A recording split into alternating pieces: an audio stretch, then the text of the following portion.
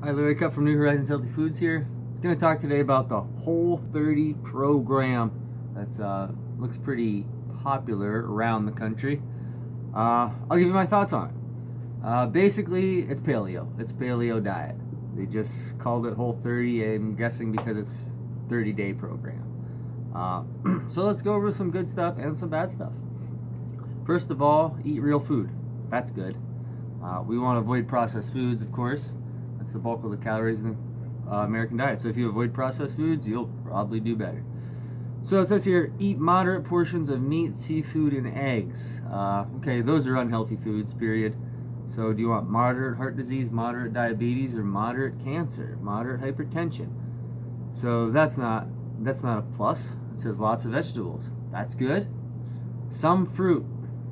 See, there's no negative studies on fruit. There's no studies on fruit that say fruit lead to weight gain. They all lead to weight loss, or at least not gaining weight. All the studies on fruit are positive. The only reason they limit your fruit is because this, as you'll find out, is a low carb plan, which is one of the negatives. So, okay, then plenty of natural fats. That's too vague. That doesn't tell us anything. There's fats in broccoli. There's fats in all the meat. There's fats in everything. And herbs, spices, and seasoning. Okay, those are good. Eat foods with very few ingredients. That's good. Okay. So let's go on. Do not consume added sugar. At its heart, this thing is like doesn't want you to have a speck of sugar, not a drop of maple syrup, not a drop of honey, not a drop of coconut sugar or white sugar. They're pretty strict about it. They're like none whatsoever. So, personally, I think a pinch of sugar here and there isn't gonna be a huge deal. It's not a health food, but if it gets you to eat a little bit of sugar, gets you to eat a bowl of oatmeal, then no huge deal. Do not consume alcohol. I like that. You usually don't hear that. Do not eat grains. Okay, this is where it gets complete nonsense. Do not eat all the grains or pseudo grains: wheat, barley, rye, oats, quinoa, buckwheat. Again, why? It's a low. They don't tell you this outright, but it's a low carb diet. They're trying to put this in make you low carb, so you essentially go into ketosis, so you lose your appetite, so you eat less calories, so you lose weight. And later on in this page, they go on to claim that grains are inflammatory. They're not. They're anti-inflammatory. So are the legumes that they say don't eat. Whole grains and legumes are some of the healthiest foods. I mean, look at the cultures around the world that are doing the best. The plant-based cultures, rural China, rural Africa, all those places, they eat lots of whole grains. All the healthiest cultures in the world eat legumes on a regular basis.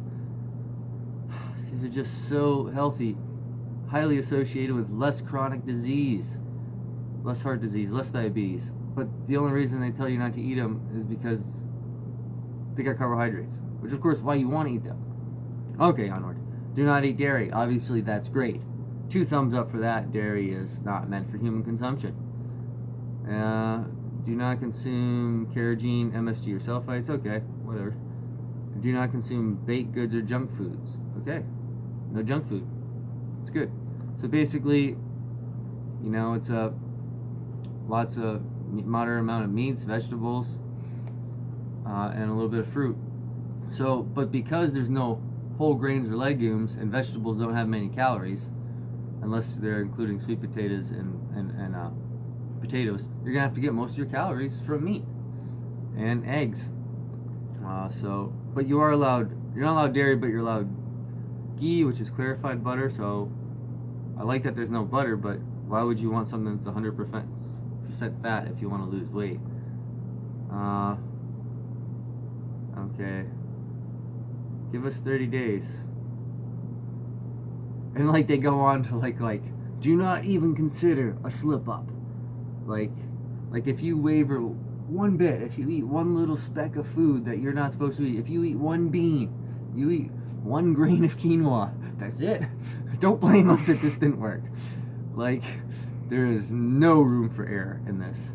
And then they have different sections where ready to sign up again for the Whole30? Yeah, because maybe you toughed it out for 30 days, but then you went to binge back on regular food because you can't go no carbohydrates for the rest of your life, or close to no carbohydrates. You're designed to eat carbohydrates.